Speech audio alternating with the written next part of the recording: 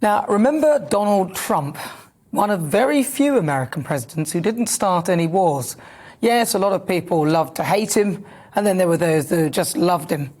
After losing an election which he often says was stolen from him, it seemed those in the US were prepared to vote for anyone but him, and this is what they got. Named Sleepy Joe by Donald Trump, President Joe Biden and leader of the Democratic Party only makes Trump look better. I mean, where do we start? There's so much to go on. He fell up the stairs, confused President Trump with Putin, confused President Obama with Trump, called Ukrainians Iranians. I mean, the list is endless. Then there are his policy decisions. Remember his disastrous sudden withdrawal from Afghanistan, which wrong-footed his allies and resulted in people clinging onto the outside of planes in an attempt to escape the chaos that ensued as the Taliban took control? Many argue that the weakness demonstrated here was actually one of the reasons why Putin decided to start his invasion of Ukraine.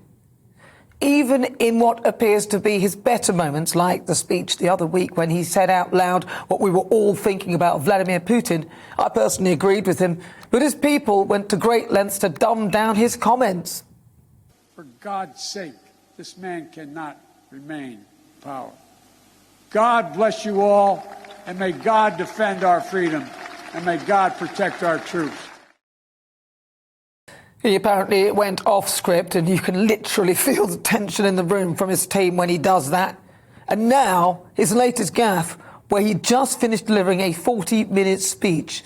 He then turns to his right. So he's finished in the speech now, and he's sort of turning to his right. He reaches out his hand as though he's about to shake it. Then he seems confused. Then he sort of turns to the back of the crowd, facing the American flag for a few moments, almost comatose. He then sort of walks off the stage. I mean, what the hell was happening there?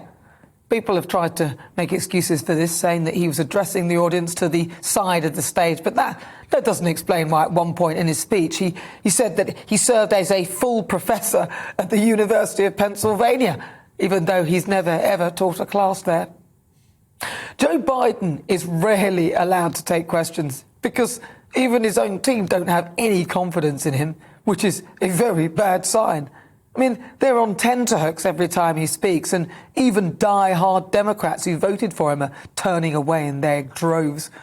According to Gallup, his approval rate has apparently dropped 19 points by millennials, from 60 to 41%.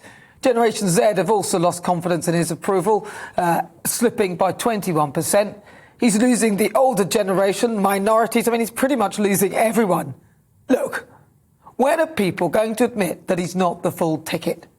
Bring back Trump.